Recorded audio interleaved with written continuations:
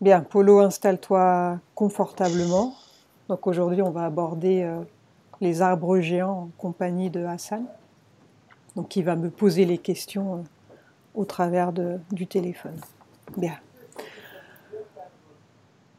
Tu vas commencer par détendre le corps lentement pendant que je te parle. Ton corps se détend lentement. Et pendant que je te parle, n'importe quel autre bruit ou mouvement qu'il peut y avoir ne te distrait pas. Il t'aide à te détendre toujours plus. Sens que ton corps lentement devient plus lourd.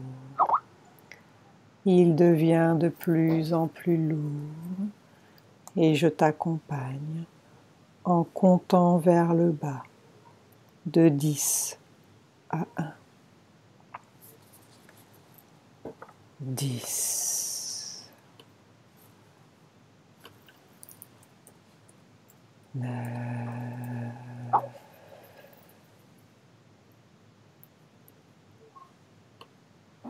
8,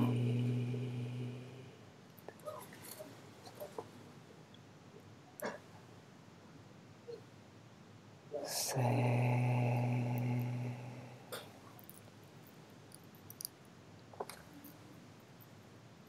6, 5,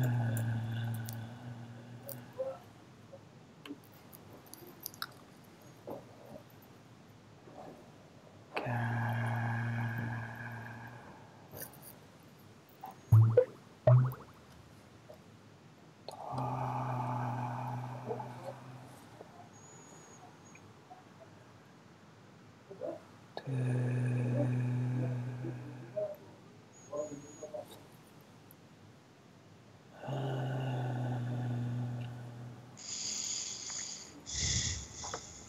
Hassan, tu m'envoies les questions sur Facebook, pas sur Skype.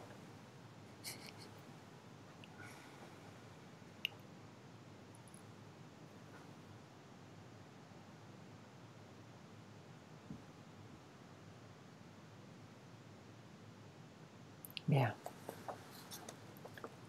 Où es-tu, Polo? Je suis dans une forêt. Mhm.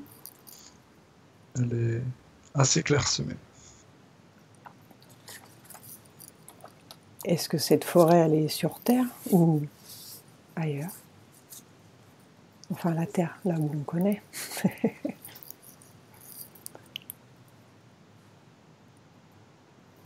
En fait, elle est immense. Elle dépasse notre continent. Continue, que vois-tu?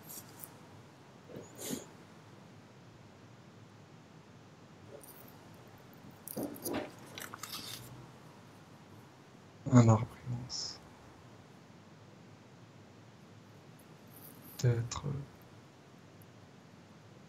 je sais pas. Par rapport à ma hauteur, c'est inimaginable. Mhm. Le tronc, il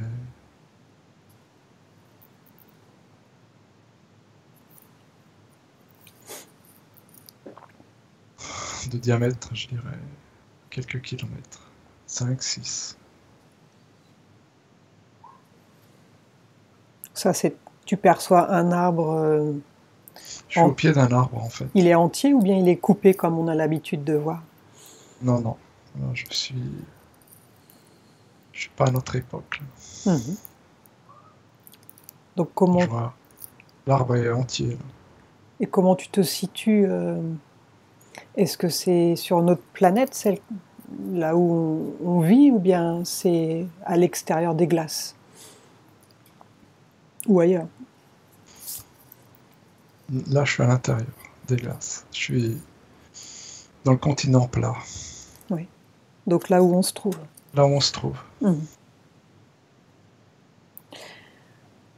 Donc tu te trouves à une autre période, à une époque où les arbres étaient non coupés, c'est ça? Oui. Alors dis-moi tout ce que tu vois. Je me sens comme un insecte au pied d'un arbre. Je suis tout petit.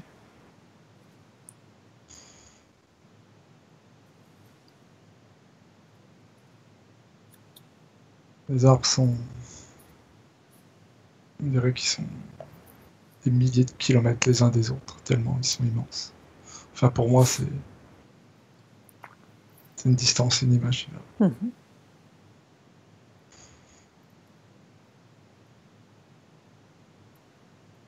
Je vois aussi, je vois des personnes. Oui. Comment les perçois-tu? Immenses. Quel aspect?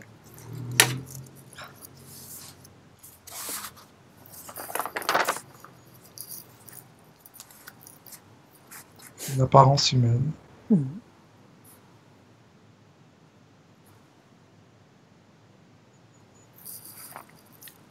Par rapport à toi, il mesure combien?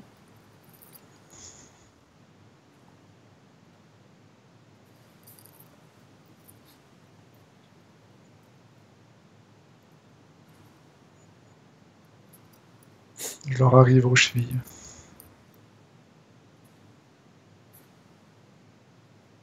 Je dirais au moins 20 fois ma taille. J'arrive même pas au mollet.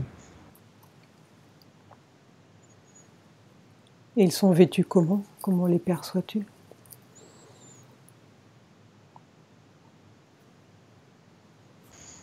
Des cheveux roux, un peu frisés. Il a une grande barbe, celui qui est en face de moi. On dirait un druide, un peu comme on voit dans les films. Ouais. Pas de pantalon en fait, on dirait comme une tunique qui descend jusqu'aux pieds presque. Une ceinture.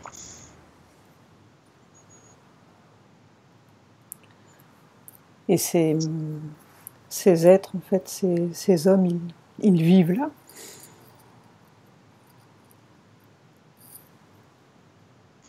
Faut que je leur demande.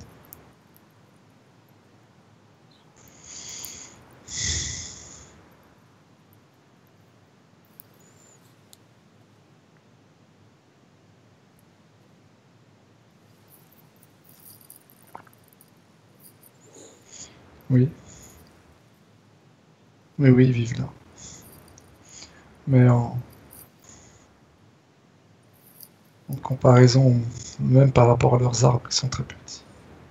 Nous, on est... En pourcentage, on est plus grand qu'eux par rapport à nos arbres. Bien. Et les arbres, alors présents, prends un arbre, il mesure combien exactement à cette époque?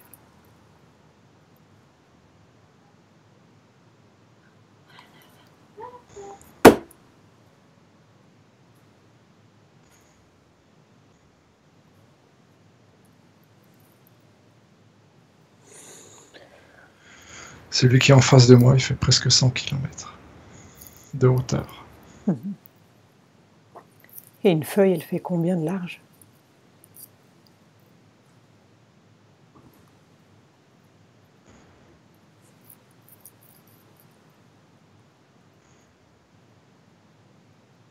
Presque 500 mètres. Bien. Est-ce que ces êtres, donc ces hommes, est-ce qu'ils communiquent avec ces arbres?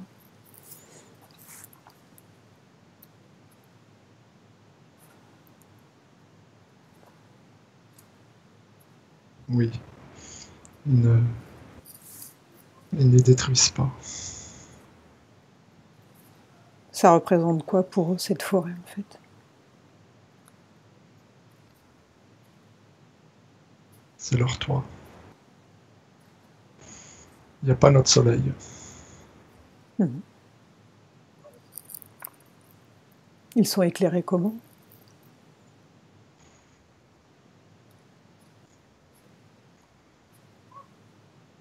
C'est un autre soleil, c'est pas le nôtre. Et je le vois immense. Et le ciel, il tire un peu sur le vert. Il fait pas très bleu. Je le perçois vert. Mhm.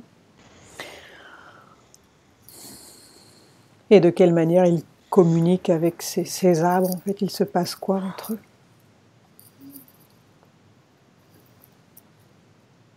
Ils sont pieds nus. Rien qu'en marchant, ça, ils communiquent. Ils se disent bonjour avec les arbres. Ils se parlent en fait. Mhm. Ils sont constamment en contact avec la terre. Ils n'ont rien aux pieds. Il y a aussi un... Ils sont comme un bâton. Ouais.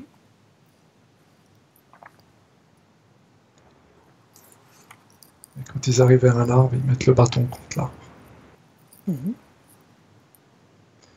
Et l'arbre leur dit des choses. Ils parlent de quoi en fait entre eux?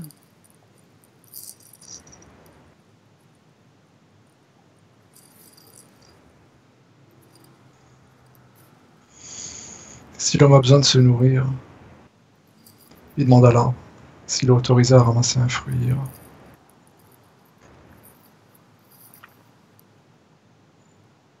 Ils ne prennent rien qui est à terre, qui appartienne à l'arbre, sans avoir l'autorisation. Mhm.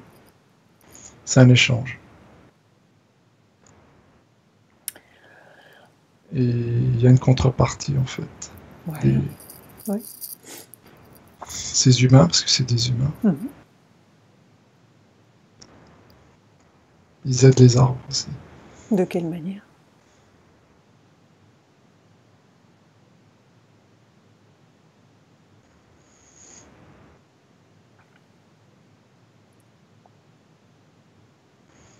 Il y a des animaux qui les attaquent, donc ils les protègent. Il y a aussi des systèmes d'arrosage qui sont faits pour eux, qui sont gérés par eux. Mhm. Donc c'est un échange en fait.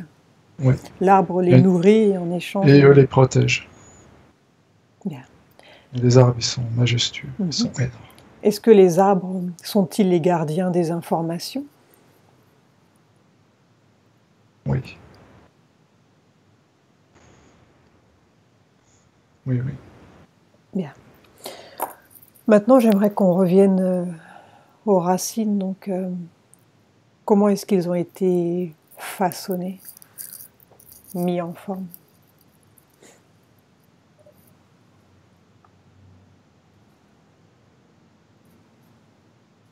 C'est fait de manière naturelle. Mhm.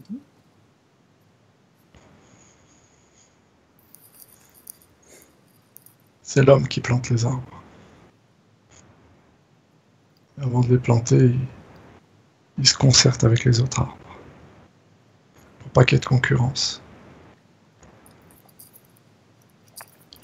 Quand un arbre est planté, je l'ai mis à un emplacement qui a été décidé. Il n'y a pas un seul arbre qui fait de l'ombre à l'autre. Ou alors les plus petits sont sous les plus gros pour être protégés. L'homme ne fait rien sans concerter les arbres. Mais qui est arrivé en premier, donc? L'homme ou l'arbre? C'est l'arbre. Alors, ce qui m'intéresse, c'est de savoir comment est arrivé ce premier arbre.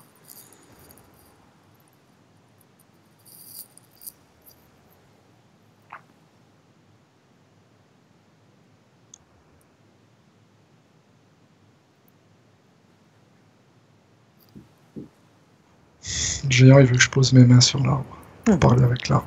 Bien, alors vas-y, prendre l'information. Est-ce que tu communiques télépathiquement avec l'arbre? Oui. Bien.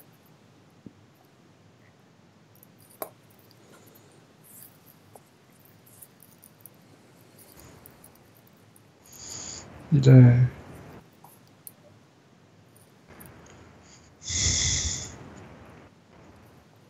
Il y a beaucoup plus d'eau qu'on ne le pense sur Terre. C'est comme ça qu'est venue la création. On a commencé. Il y a eu une atmosphère au départ. Oui. La 3D n'existait pas. Ça a été une décision de matérialiser les choses. Qui a pris cette Non, décision de matérialiser?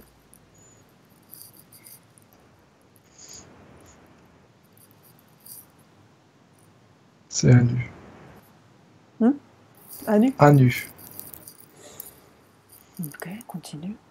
Il l'a fait pour le bien. Et c'était pas une 3D, c'était de la 5D. Mhm. En fait, on rajoute 2 dimensions.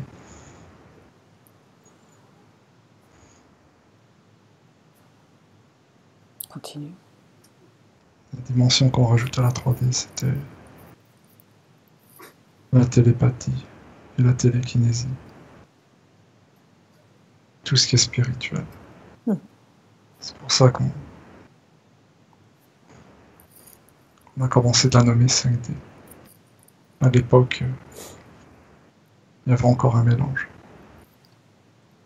Anu a commencé par créer une atmosphère avec de l'hydrogène. Il y a énormément d'eau sur la planète. Bien plus qu'on ne le pense. Mhm. Jusqu'à la plus grande hauteur de la stratosphère. Il y a de l'eau. Donc il y a de l'hydrogène. L'hydrogène, il est à la base de tout. À Et partir de là, mhm. Anu a créé un arbre inversé. Sous terre. La terre est née sur les racines d'un arbre. Tout inversé. Il l'a conçu éthériquement.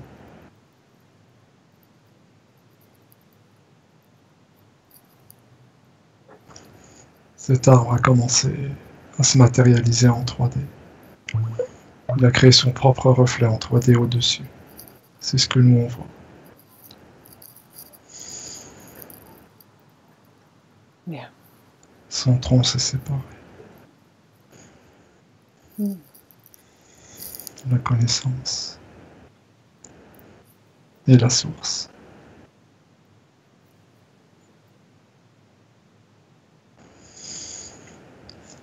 Ces 2 arbres sont frères, sont unis. Ils ont donné leurs premiers fruits. C'est comme ça que les premiers arbres sont arrivés. L'humidité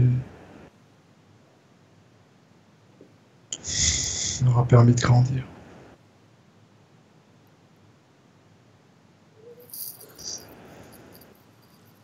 Et donc ces arbres qui ont plusieurs centaines de kilomètres, ils ont combien d'années en fait? Pas plusieurs centaines. Ils ont 2-3 centaines, pas plus. Pas... Mhm.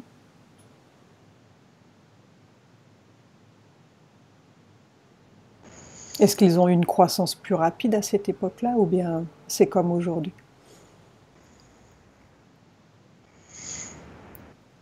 Non, c'était beaucoup plus rapide. Mhm. Bien, En un an, on avait un arbre adulte. ok. Est-ce qu'ils ont une intelligence capable d'interférer avec nous maintenant par la mémoire? Oui.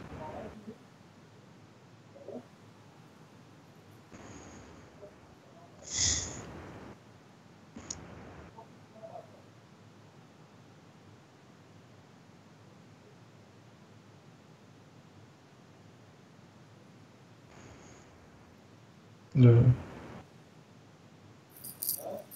le cristal blanc. Le quartz, principalement. Mhm.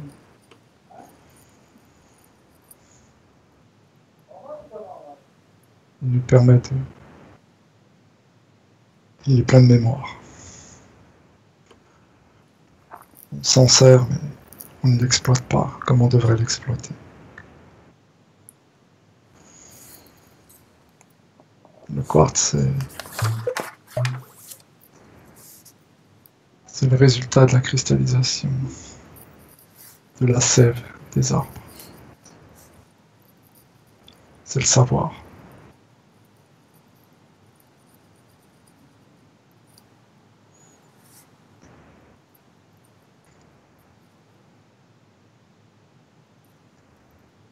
On le trouve en profondeur.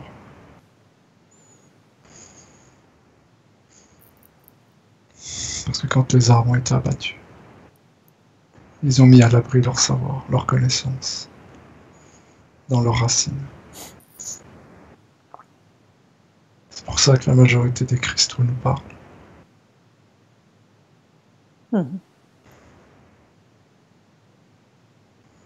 Et la sève, c'était vraiment le haut du savoir, la connaissance.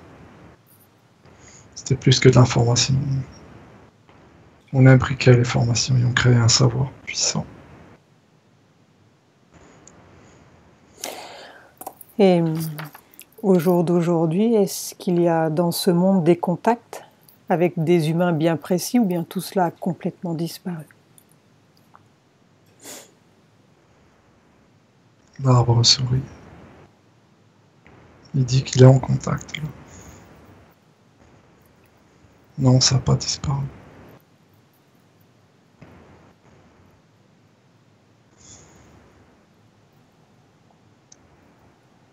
Presque toute la matière, en fait, de la terre vient des arbres. On a quelques traces, mais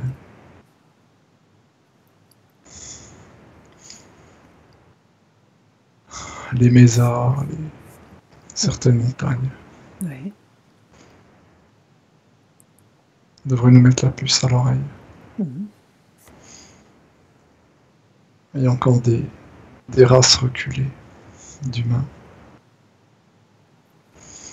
Celles qui ont refusé de quitter le spiritisme continuent de parler avec les arbres. Même les plus anciens.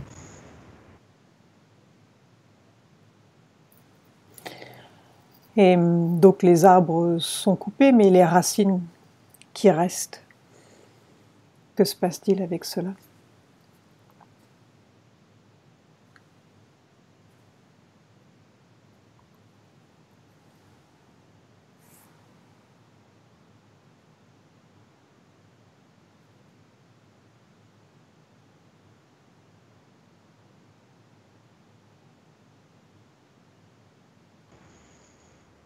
Sont là pour nous rappeler qu'ils étaient là. Certaines ne sont plus visibles dans la 3D parce que transformées. D'autres ont encore gardé là. Ont gardé une image physique de ce qu'elles étaient avant.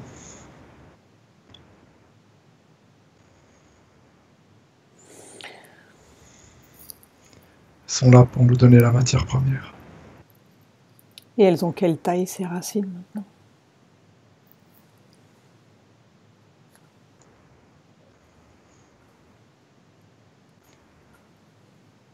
Presque une centaine de kilomètres de profondeur. Sur un peu plus d'une centaine aussi. Sur la largeur. Elles ont des diamètres, certaines de presque 20 km, les plus grosses. Donc en fait, si je comprends bien, les arbres géants sur notre monde, enfin dans le monde, c'est ce qui constitue la matière. Donc tout part d'un arbre au final.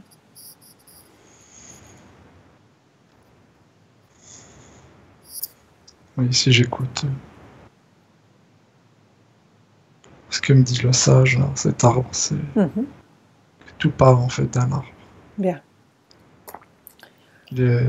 C'est notre créateur. Il a servi de... s'est sacrifié pour nous. C'est pour ça que beaucoup pensent qu'on vit sur la souche d'un arbre. On vit pas sur la souche d'un arbre, on vit sur les racines d'un arbre. Et ces racines, est-ce que c'est des tuyaux transporteurs de liquide?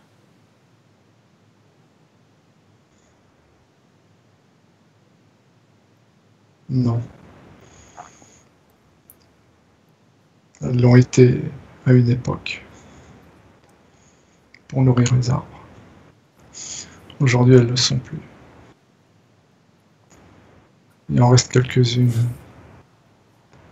creuses et actives.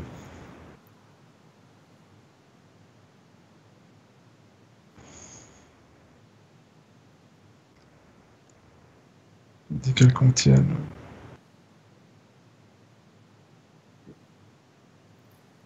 de la sève qui est encore liquéfiée.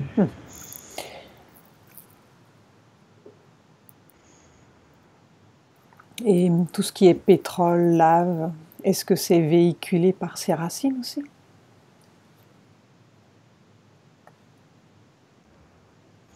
Pas véhiculé, ça a été... C'est le résultat de compression, de métabolisme des racines. Tout vient des racines. Mais c'est pas, elles l'ont pas véhiculé, elles l'ont créé en pourrissant par la compression en fait. La compression, ça crée soit de la matière liquide, semblable à la lave, le pétrole, la glaise, soit de la matière solide, les cristaux, les diamants. Et qu'est-ce que c'est alors le pétrole?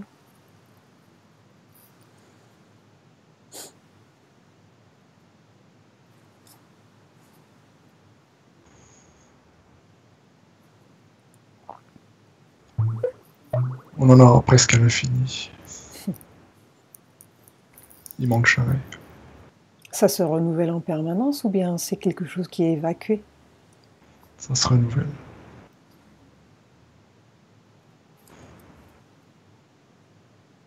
Le pétrole, c'est...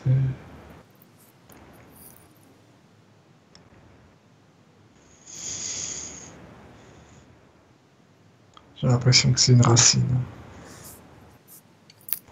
C'est comme si c'était une racine principale de l'arbre, d'un arbre.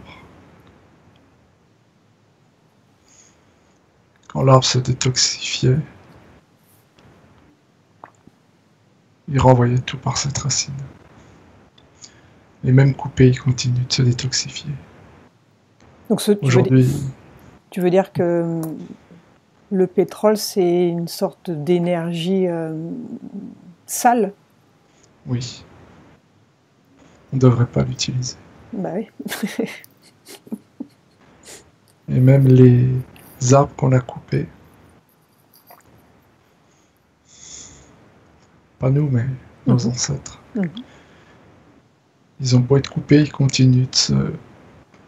Tout ce qui arrive en fait, sur leur souche, sur ce qui reste d'eux, mais ils continuent d'évacuer Ah oui. vers le sol, vers les profondeurs. Le pétrole ne manquera jamais. Et pourquoi on s'évertue à sortir ce pétrole et à en mettre partout, à fabriquer plein de choses avec? C'est quoi la vraie motivation? Ça nous tire vers le bas. Ça nous... a tendance à nous faire vibrer moins. Ouais. C'est pour ça qu'il est utilisé. C'est pas qu'une histoire de... C'est pas qu'une histoire d'argent. Les entités se moquent de l'argent. Oui, ils en ont plein. C'est une histoire de nous maintenir à un niveau très bas. Donc ça fait garder des fréquences basses, le pétrole. Exactement. Bien. En principe, donc le pétrole, donc cette énergie sale, elle devrait être évacuée où?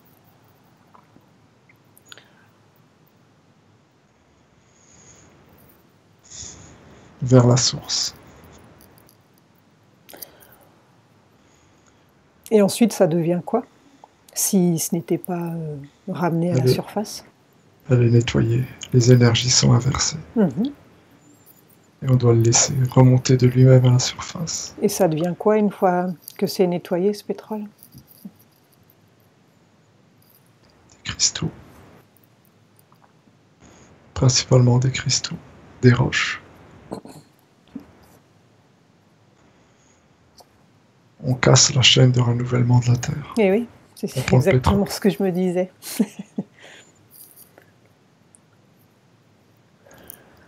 La Terre est constamment en expansion parce que tout ce qu'elle absorbe, en fait, c'est absorbé par les arbres. C'est pas pour rien qu'on dit qu'ils prennent le gaz carbonique, ce qui est mauvais. Ils le réinjectent dans la Terre. Ils arrivent à cette énergie, elle ressort et la Terre grandit chaque fois. En fait, on la condamne à ne plus, à moins évoluer. Elle continue d'évoluer, mais moins vite. Ça ralentit. Énormément. Et les volcans, est-ce qu'ils sont les terminaisons de certaines racines?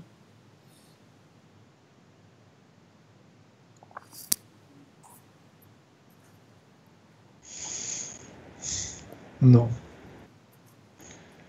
Ça, pas tout à fait. Vraiment désir.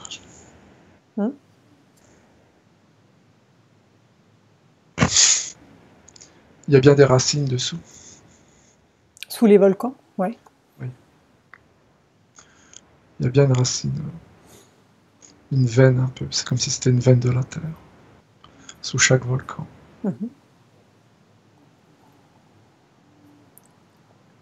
Normalement, il ne devrait pas éclater. Parce que l'homme l'a fragilisé qu'elle éclate. C'est pas la racine qui provoque le volcan. Ce qui vient du volcan vient bien de la racine, mais c'est pas elle qui a décidé d'éclater.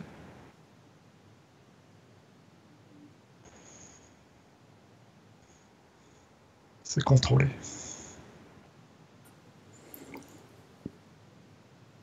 J'ai pas l'impression que le volcan agisse de lui-même, qu'il choisisse son activité. Normalement, un volcan, ça devrait être une montagne. Une fin de souche, presque. C'est pas normal qu'elle soit creusée au milieu. S'il n'était pas creusé, il n'y aurait pas cette fuite. Donc le magma, il n'est pas comme nous l'avons compris. Non, je le vois pas venir de la Terre. Je le vois venir de la Terre, mais pas du centre. Je dirais que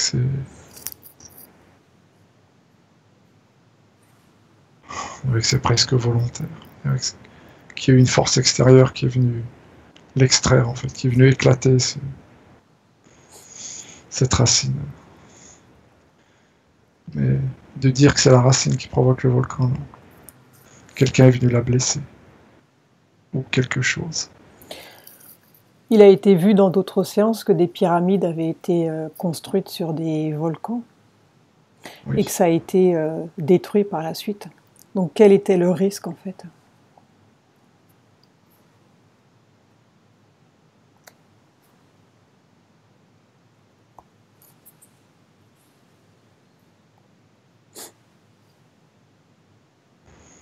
Il ne maîtrisait pas l'énergie qui en sortait. C'était trop puissant. Oui, c'était indomptable pour eux. Ça a marché un moment et ils ont dû abandonner certaines pyramides qui ont été construites comme ça. Quels étaient les risques du coup?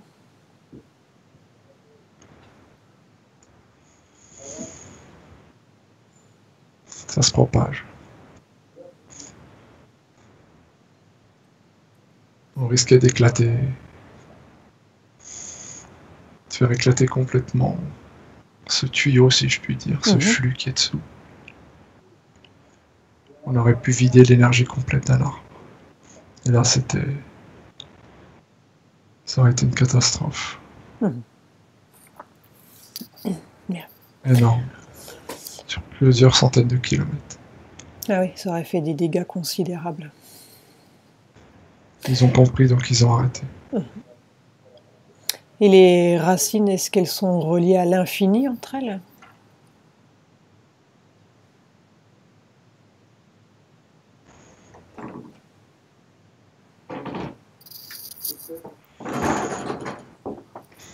Celle de nos arbres, non? Elles communiquent quand même. L'arbre dit que nos arbres sont semblables à eux. Contrairement à ce qu'on croit, le végétal communique entre eux. Il y a des contacts ou de racines. Des scientifiques l'ont prouvé apparemment. Que les arbres communiquent entre eux. Les anciens arbres de géants. C'était tout un réseau. Un arbre pouvait parler avec un autre arbre situé à des millions de kilomètres.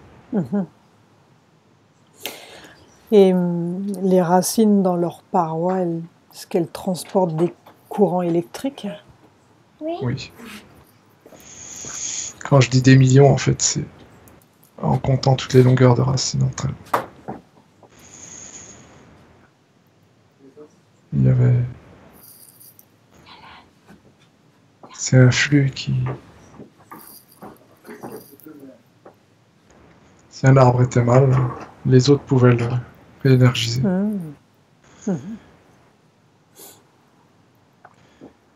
Ça ressemble à un flux électrique, en fait, sur l'extérieur des racines. Communiquer entre eux de cette manière, c'est un peu comme notre système nerveux.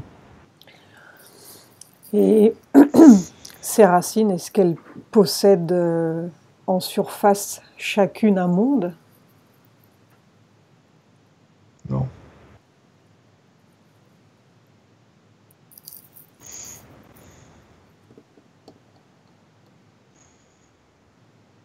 Non, non.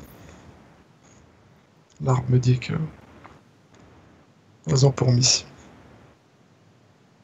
notre monde, de le tenir.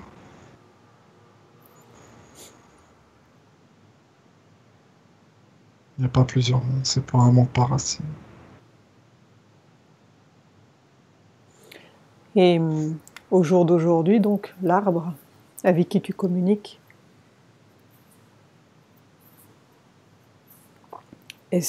de quelle manière il vit? Est-ce qu'il a le sentiment d'être libre? Est-ce qu'il a le sentiment d'être coincé?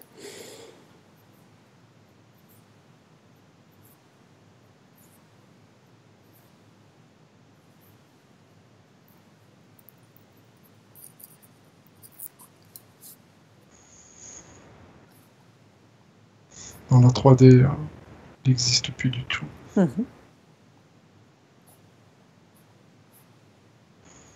Sur un plan théorique, il existe encore. Ouais. Il est en Australie. Et que je me trouve où est là, l'actuelle Australie.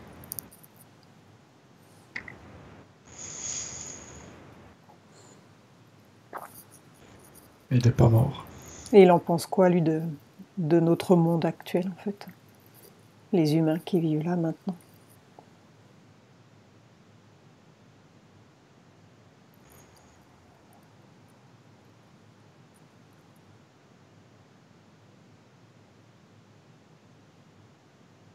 On n'est pas digne. On n'est pas digne de vivre comme on vit. On n'est pas respectueux. Parce qu'on n'est pas solidaire. Parce qu'on n'a pas d'amour.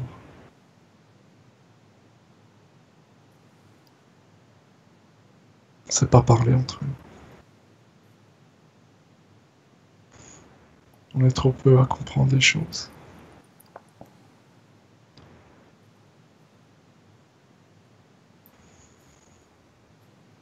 Il dit qu'il est très évolué, lui. Il est dans le pardon. Mais que Nous, on n'a rien compris. L'humanité, elle est bafouée.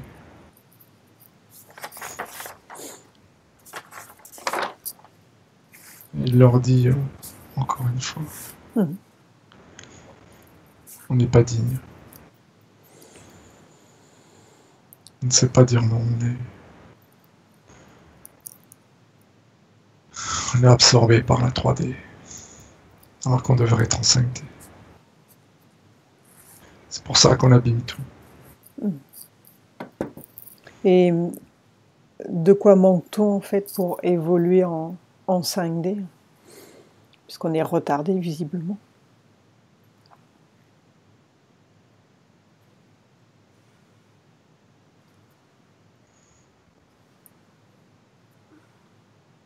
Il va me donner un exemple.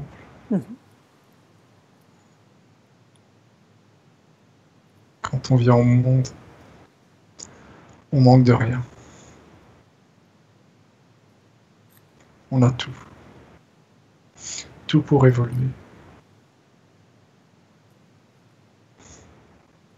L'homme a été placé au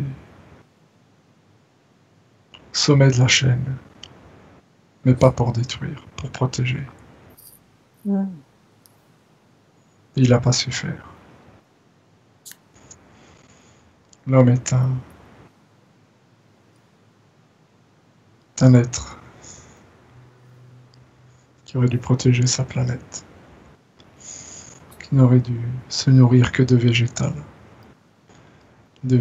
qui tombent. Il n'aurait jamais dû blesser aucun autre végétal. Ne manger que ce qui s'offre à lui. Les fruits et les feuilles qui s'offrent à lui.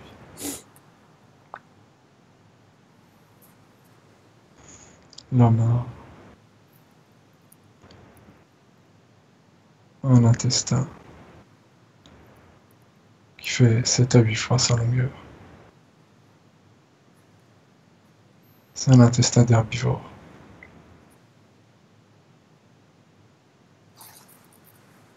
À la limite des ruminants.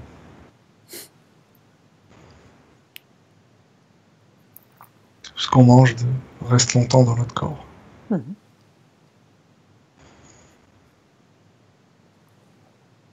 Les carnivores, ils ont un petit intestin. La viande ne reste pas longtemps. Elle est très vite digérée, Ouais. très vite évacuée. Donc ça leur entraîne pas de maladie. Mhm. Nous, on attrape beaucoup de maladies à cause de la viande. On la garde trop longtemps dans l'intestin. L'homme a fait ça au départ pour son ego.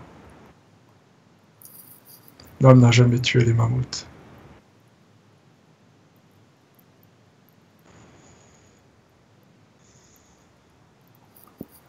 C'est pas vrai, l'homme n'a jamais eu d'outils pour tuer. Quand l'homme est né, il est fait pour être herbivore. L'intestin, les dents.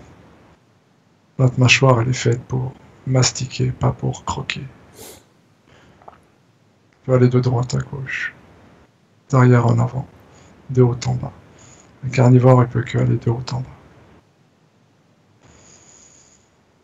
On a aussi une glande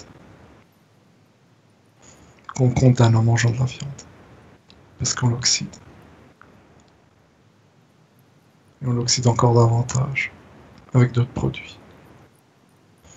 Le lait, l'aluminium, le fluor. On a une consommation qui nous oxyde. Nous oxyde les cellules. L'oxydation, elle nous empêche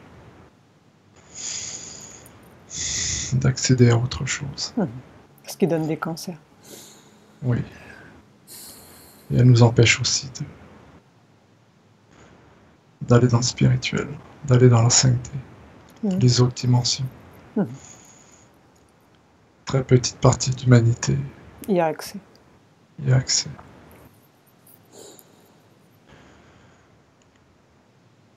On dit que le coût Le coup du Père Noël est fait pour nous faire comprendre. Jusqu'à l'âge de 4-5 ans, l'enfant a toutes ses capacités. On peut lui faire plein de choses qu'un adulte est incapable de faire. Parce qu'il ne s'y autorise pas. Tu veux dire que tout cela est fait pour nous éloigner de la source? Oui.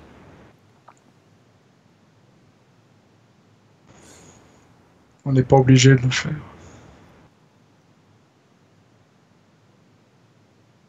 On le fait parce que on aime notre confort.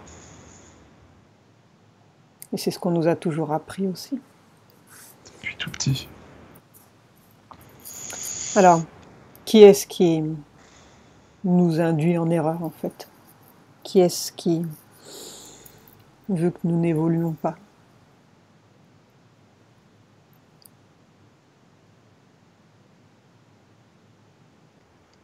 Un enfant d'un nu.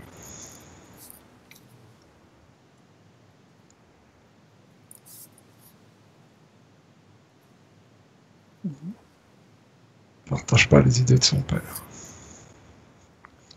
Il a créé un monde parallèle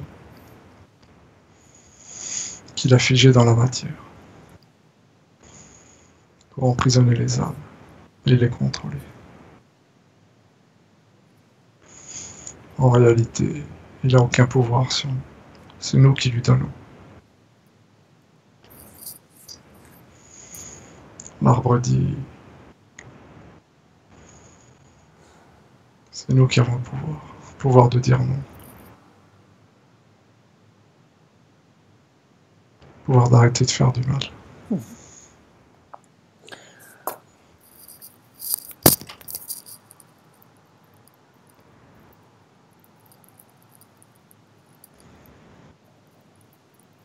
Donc en fait, nous devons penser et agir comme les arbres, quitte à nous sacrifier pour les autres. On n'a pas besoin de se sacrifier pour les autres.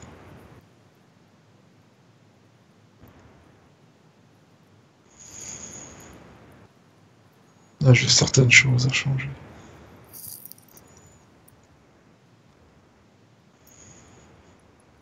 Comprendre qu'on ne peut pas se reproduire à l'infini. Comprendre qu'on est sur une terre de partage. On devrait protéger la nature et la nature nous nourrir. Certains végétaux sont là pour mourir, pour nous nourrir. Et nous, on doit les protéger. Oui. D'autres végétaux sont là pour nous donner leurs fruits. D'autres leurs feuilles pour nous soigner. Et quelle est la matière qui nous lie à tout? C'est l'hydrogène. C'est la clé de la vie. Les arbres en ont. Nous, on en a. Il y en a plein dans l'air. C'est le secret aussi de l'énergie libre, c'est le secret de la vie. Les 2 atomes d'hydrogène. Oui. C'est pas l'eau le secret, c'est l'hydrogène.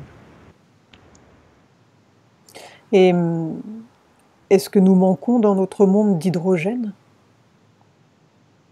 Non, pas du tout. Il y a une énergie. À notre échelle, elle est infinie. Si on l'utilisait à bon escient, on n'abîmerait pas la planète. Pour aider la source? Oui. La nature reprendrait ses droits. Les animaux aussi. Il y a des animaux carnivores, mais ils sont nés pour être carnivores. Certains sont nés pour en nourrir d'autres. Mais pas nous. Nous, on est nés pour protéger tout ça. Donc on est comme une sorte d'anomalie, en fait. Pas au départ. Non. Il dit que maintenant, oui, on est un cancer. Eh oui. On est comme des cellules qui ont muté. Bien. Et les cristaux, ils sont faits par quoi?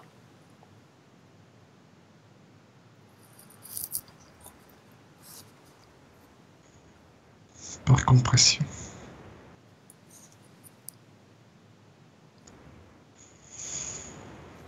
Il y a comme une cristallisation au départ.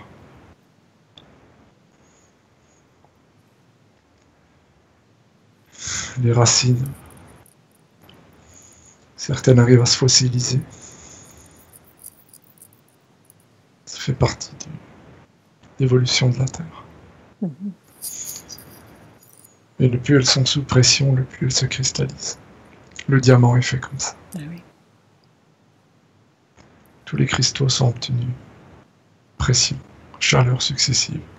Refroidissement, pression, chaleur, refroidissement.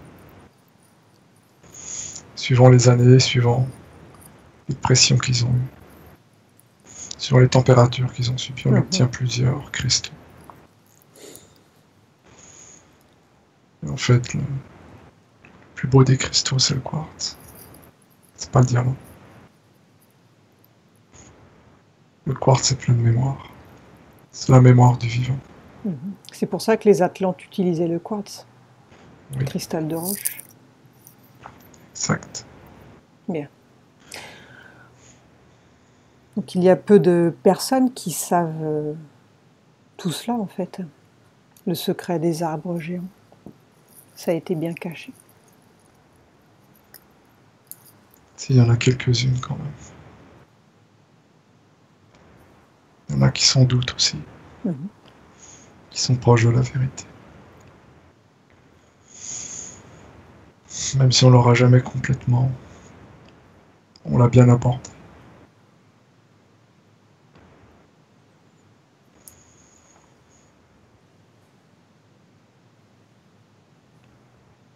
Bien. Il y a encore des arbres géants qui existent. Hors de l'autre continent. Qui n'ont jamais été coupés, tu veux dire? Oui, mais ils sont derrière les glaces. Oui. Il y a encore des arbres énormes, mais ceux-là ne sont pas touchés, ils sont protégés. Est-ce qu'il y a des hommes qui s'occupent d'eux?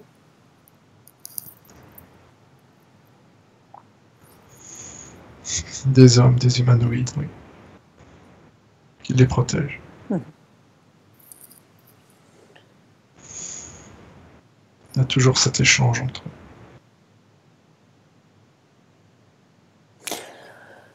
Et les arbres dont il ne reste plus que les racines, est-ce que ça devient des machines?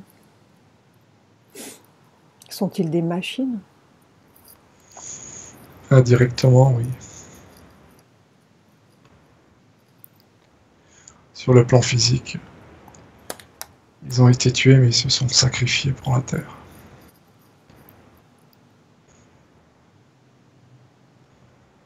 Ils donnent de l'énergie à la Terre. C'est pas des machines à proprement dit, ce sont des machines de vie. C'est un sacrifice. Ils se transforment en toutes sortes d'énergie. Et ils continuent d'évacuer ce qui est mauvais de la Terre vers le fond. Mais l'homme s'obstine à le récupérer. Eh oui, pour nous faire vibrer bas. Ça. Est-ce que nous devons construire des machines pour aider la source?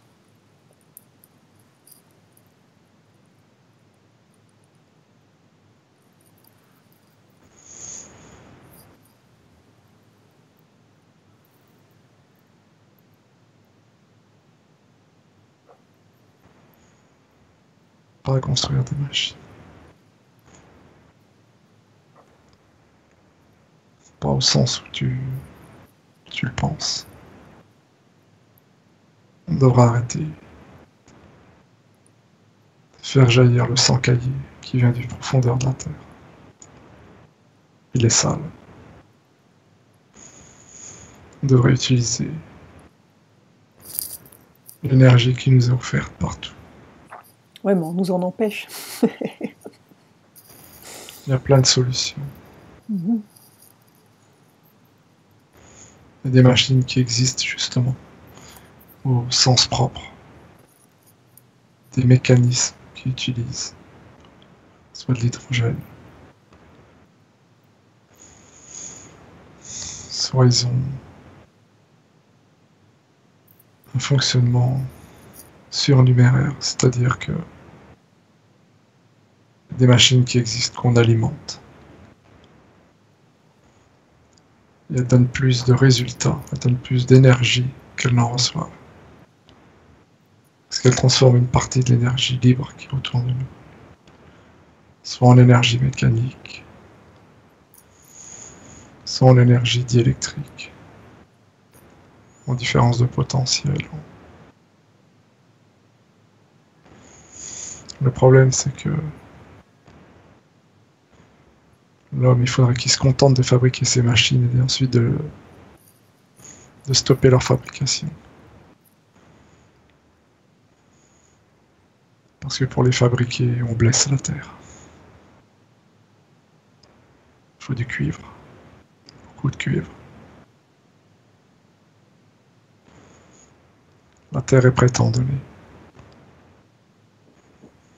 Mais après, il faudra arrêter. On devrait tous avoir accès à une énergie infinie, sans abîmer la terre. Mhm. Et oui, et nous on fait tout le contraire en fait. On ne l'utilise pas et on la marchande. On n'a pas à la marchander. Non. L'énergie est là, tout le monde. Après c'est un petit groupe qui s'est accaparé tout ça. Bien. Est-ce que l'arbre veut nous transmettre un message? Quelque chose qu'on doit savoir?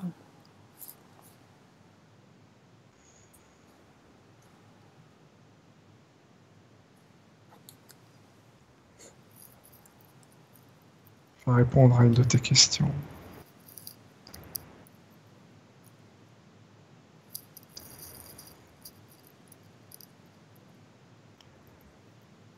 Ce que tu vois dans les grottes, tout ce qui est cristallisé dans les grottes, c'est ce qui s'est formé lors de la sève descendante. Par protection, quand on coupe une branche à un arbre, la sève redescend au maximum dans le tronc. Si tu lui coupes le tronc, elle en emmagasine un maximum dans les racines pour se protéger et pouvoir repousser. Les arbres ont été tellement blessés que la sève est sortie des racines. Certains cristaux qu'on n'arrive pas à expliquer, comme ils se sont formés du bas, du haut vers le bas, c'est découlé. Et à l'époque, elles se sont faites dans l'eau. C'est pour ça qu'elles ont cette forme. Elles n'étaient pas dans l'air, elles étaient dans l'eau. Donc elles ont gardé cette forme conique. Elles se sont cristallisées quand les eaux se sont retirées. On a eu ces magnifiques cristaux. Bien. Oui, ça fait des grottes magnifiques. Et on ne tient pas très longtemps. Hein. L'humain, il ne peut pas rester là. Non. Il faut éviter d'y rester longtemps. Et l'hydrogène encode la matière. Est-ce lui qui transmet l'encodage de l'ADN? Oui. Et dans les plantes et chez nous. Partout. L'hydrogène, c'est aussi un messager d'ADN.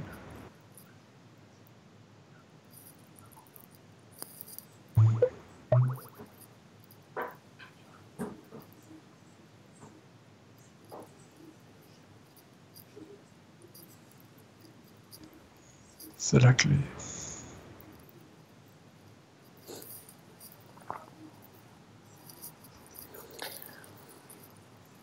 Est-ce qu'il y aurait un message pour Hassan pour qu'il puisse continuer ses travaux, lui? Des choses qu'il doit savoir?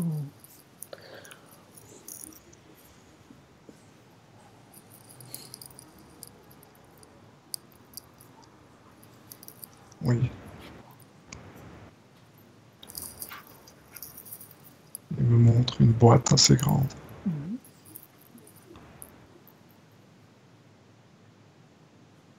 Je sais pas ce qu'il fait avec. On dirait qu'il n'y a rien dedans.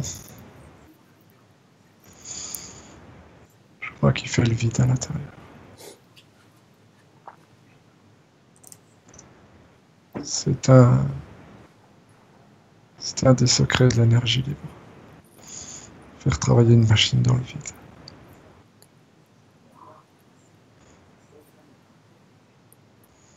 Plus de frottement avec l'air.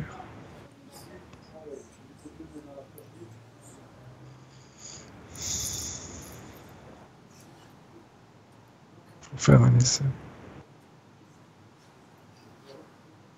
Dans une chambre vide. Je pense qu'Hassan comprend ce que je veux dire. Hassan doit savoir ce que je dis. Il faut travailler dans le vide. C'est le secret. Bon, ça lui parlera plus qu'à nous. Je sais pas pourquoi, mais il faut faire.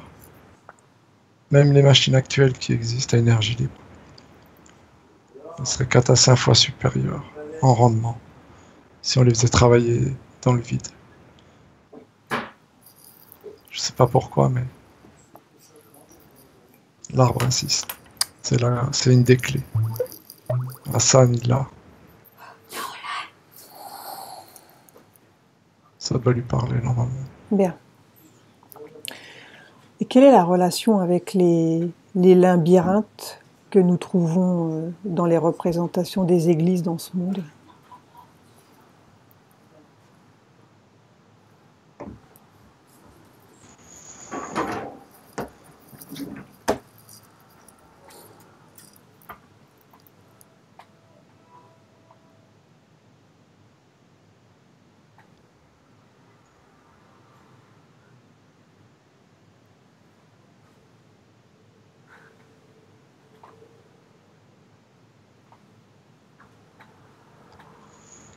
Ce sont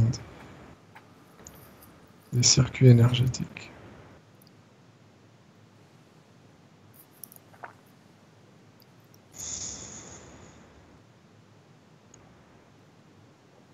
L'arbre dit qu'ils sont mal utilisés aujourd'hui. Pas utilisés dans des intentions nobles.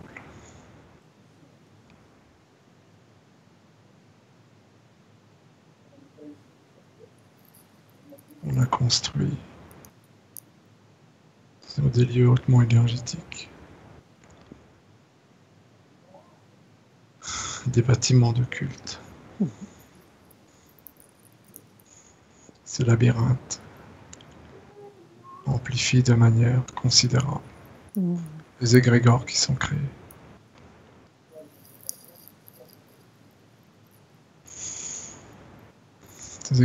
Ces égrégores, ils nourrissent des entités.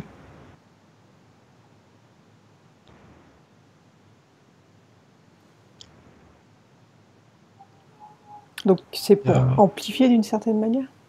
C'est un très très gros amplificateur. Beaucoup d'églises, certaines mosquées aussi. Ouais. Tous les lieux de culte, de prière, quoi. Oui. Même des temples bouddhistes. Il y a vraiment... C'est que des lieux de culte. Où les gens se rassemblent. Ils pensent qu'ils s'adressent à Dieu. Il n'en est rien.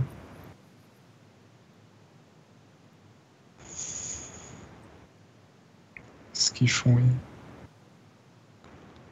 créent une énergie qui est transformée. qui va nourrir des entités mauvaises. La prière est très efficace chez soi.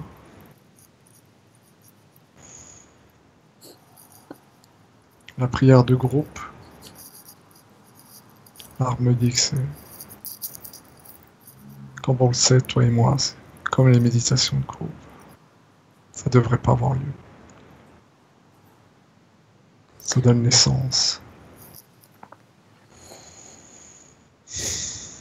à une prise totale des entités, une emprise totale sur nous.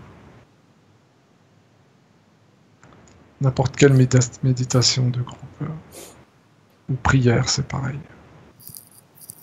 C'est quelque chose qui est organisé, c'est quelque chose qui est contrôlé, qui va nourrir le bas astral. On peut même nous, sans qu'on s'en rende compte, on peut nous extraire de notre corps pendant un laps de temps, nous faire vivre une vie entière dans une autre dimension, très basse, et nous remettre dans notre corps. Un petit séjour en tant qu'esclave. Exact. On s'en rend pas compte parce que... Qui dure une seconde, mais qui peut durer 20 Oui. ans dans une autre dimension. Tout à fait. On s'en rend pas compte. Ben non. Mais après, on est mal, on ne sait pas pourquoi. Tout à fait. Bien. Est-ce qu'il y a une autre manière de prier, peut-être? Pour ceux qui ont l'habitude de prier, est-ce qu'il y a une autre Seul. manière de faire? Oui, seul. Seul. On a besoin de personne pour s'adresser à la source.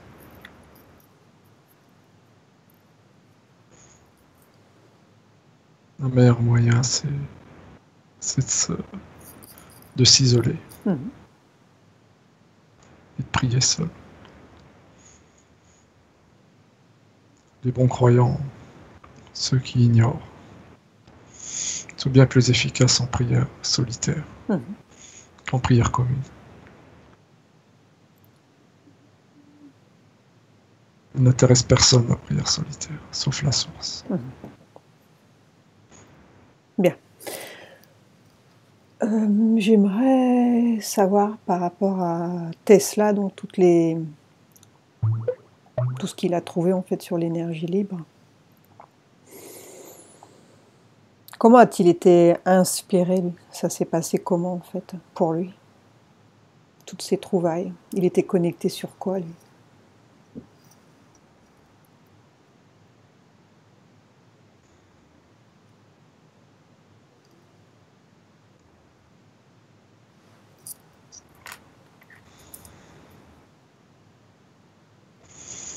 Alors me dit que c'est à lui qu'il faut le demander.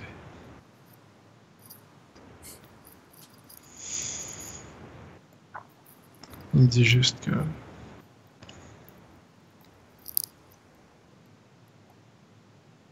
il a fait 2 belles trouvailles.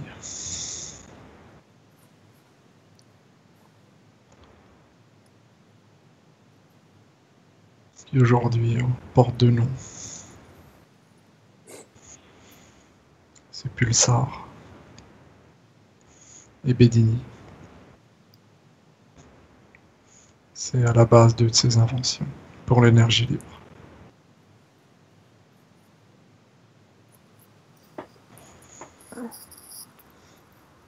Mais c'est pas à l'arbre de nous dire comment il a été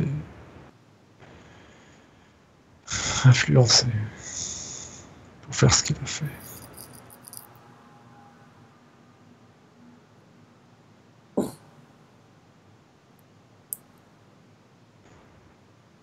Bien. Est-ce qu'il y aura une possibilité de communiquer avec lui un jour?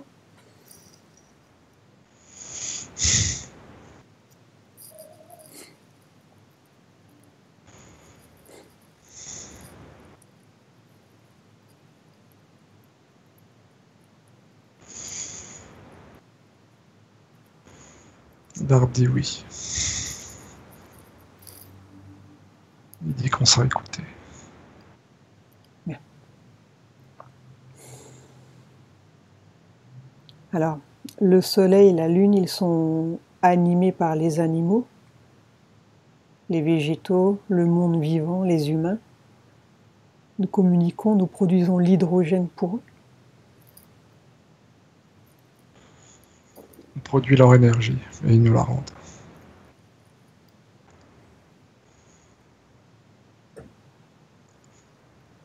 Pas d'hydrogène, pas de soleil.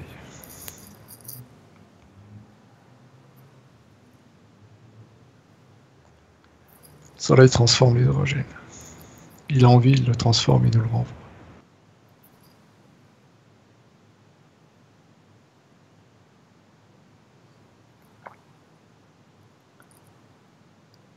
Donc ce soleil qu'on perçoit qui est sous l'aspect d'un disque, pourquoi il a cet aspect-là en fait? Parce qu'il a été créé comme ça.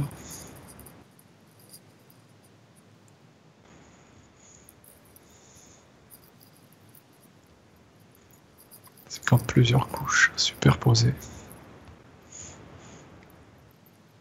On a des couches successives de conducteurs et d'isolants, de semi-conducteurs, d'isolants, de conducteurs.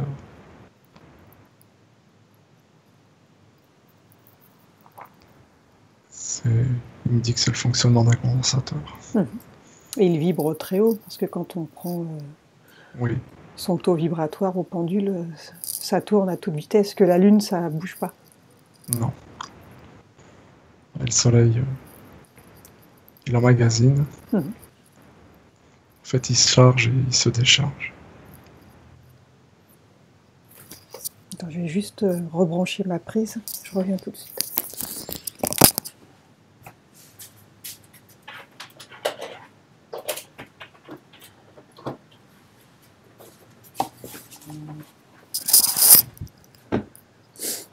Voilà.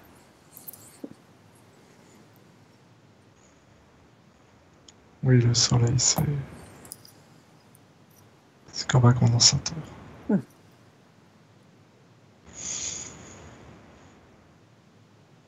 Et il se sert chez nous en énergie. Tout est échange. Mais oui. On lui donne, il nous rend. Tout le monde a besoin de tout le monde au final, pour vivre. Oui. Sauf que l'homme n'a pas compris qu'on ne peut pas profiter indéfiniment. Et oui. Sans rendre. Ça peut pas être en sens unique. Non. Donc en fait, ce sont des fabrications qui sont faites par des mains de maître. Tout à fait. Tout est parfait. Presque. Il n'y a aucun déchet, si on le veut. Si on le veut. Mais on les récupère. Tout à fait. On fait pire que polluer parce que Mais oui. on va chercher en fait. On va chercher la merde. C'est ça le pire. C'est ça. C'est comme si on se nourrissait en fait de ce qu'on éjecte. C'est exactement ça. Ah oui. Quelle horreur. Mais c'est tout à fait ça. Au bout d'un moment, on s'empoisonne. Mais oui.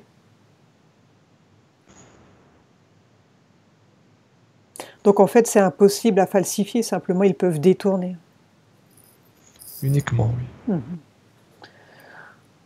Donc tant qu'on laissera cette petite partie en fait détournée et polluée, on va continuer à s'empoisonner. C'est pour ça que il dit que c'est nous tous qui avons la solution. Si tout le monde disait non, bah oui, mais il faut qu'ils prennent conscience pour ça. on pourrait rien faire. Non, rien. On a le nombre. Oui, mais on ne sait pas. On s'ignore cette capacité. Si déjà tout le monde arrêterait ne serait-ce que de manger de la viande. Et arrêter aussi tout ce qui est laitier et fluoré. Il dit qu'il y aurait un gros éveil. Ben oui. Énorme. Ça commencerait de bouger.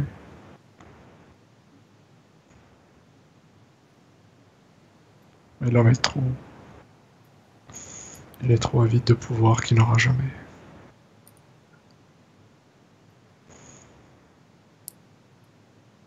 On est basé aussi sur un système de jalousie. Toujours avoir envie d'avoir plus grand que l'autre. C'est pour ça qu'on se détruit les uns les autres. Donc en fait, nous sommes le fruit de cette création. Nous sommes ceux qui agissent pour la source. Oui.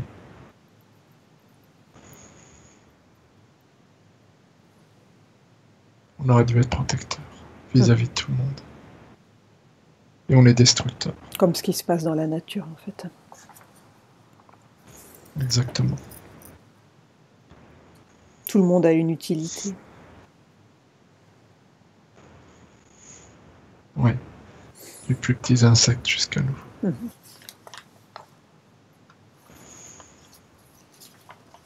Bien. Hassan, est-ce que tu as d'autres questions? Non? Ok. Donc on va revenir. Tu vas remercier l'arbre.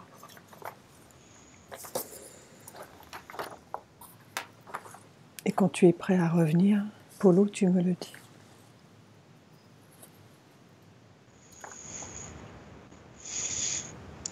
Oui, je suis prêt. Bien. Déconnecte-toi de tous, de toutes les dimensions, des lieux et des souvenirs. Tu es désormais seul avec moi.